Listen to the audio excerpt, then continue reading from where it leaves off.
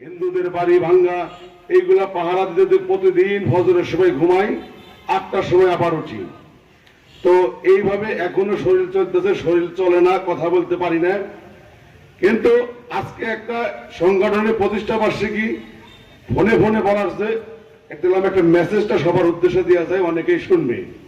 আমাদের প্রিয় নেতা তারেক রহমান এবং বিএনপির স্থায়ী কমিটির সদস্য ইকবাল হাসান মাহমুদ টুকু বারবার বলেছে এই দেশটা নেতৃত্বে যুদ্ধ করেছে, স্বাধীন করেছে।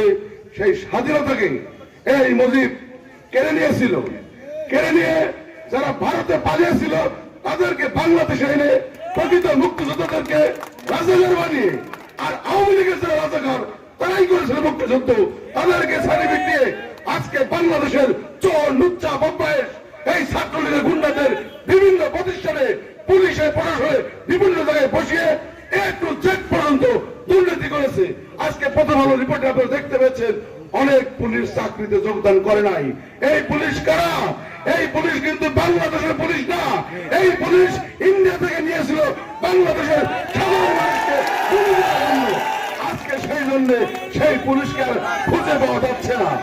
আজকে প্রফেসর ইউনূস বলেছে যে হাসিনা স্বৈর শাসক প্রতিদিন 2-4টা হয়ে লাশটা মারলে তার ঘুম হয় না।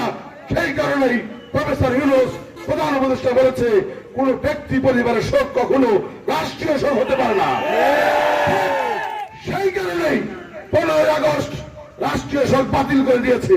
প্রিয় ভাই আমার, 5ই আগস্ট বাংলাদেশ দ্বিতীয়বার স্বাধীন হয়েছে। বাংলাদেশের আর 15 আগস্ট শোক বলতে কিছু নাই।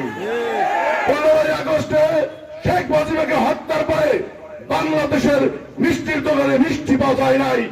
ঠিক 5ই আগস্টে শেখ হাসিনা পালানোর পরে ঢাকা শহরে মিষ্টি পাওয়া যায় নাই। অনুরূপভাবে শহীদ প্রেসিডেন্ট জিয়াউর রহমানকে হত্যার পরে সারা বাংলাদেশের লক্ষ লক্ষ লোক, কোটি কোটি লোক তার জানাজায় অংশগ্রহণ করেছে। প্রিয় সাথী বন্ধুগণ, আমি আপনাদের উদ্দেশ্যে একটি কথাই বলতে চাই, আগামী অল্প কিছুদিন পরেই কিন্তু বাংলাদেশে আবার ইলেকশন হবে। সেই ইলেকশনে বিএনপিকে ক্ষমতায় আসতে হলে অবশ্যই তারেক রহমানের নির্দেশ আর আমাদের সিরাজগঞ্জের টুকুবার নির্দেশ পালন করতে হবে। প্রত্যেকের বাড়ি বাড়ি যাইতে হবে। এই আন্দোলনে যে ছাত্র জনতা যারা শহীদ হয়েছে তাদের পরিবারের খোঁজ খবর রাখতে হবে। আমাদের যে সমস্ত নেতা কর্মীরা গুলি খেয়েছে তাদের পাশে দাঁড়াতে হবে। এই না করে যদি কোন নেতা কর্মী বাড়ি বাড়ি যা চাঁদাবাজি করে, এটা কিন্তু বরদাস্ত করা যাবে না। আমাদের কিন্তু আগামী ইলেকশনে ভোটে জয় লাভ করতে হবে। আওয়ামী লীগ 15 বছর অত্যাচার নির্যাতন করার পরে তাদের পরিবেশ পরিস্থিতি এমন পর্যায়ে হয়ে গেছে, শেখ মুজিবর যেমন যে হয়েছিল তার আমলে, হাসিনার আমলেও, হাসিনা পলানোর একদিন পর থেকেও কিন্তু আওয়ামী লীগ বাংলাদেশে নাই। একদিন সহ্য করতে পারলো না এই বিএনপি নেতা কর্মীরা 17 বছর সহ্য করে রাজপথে আন্দোলন সংগ্রাম করে টিকে থাকেছি। সুতরাং অন্যায়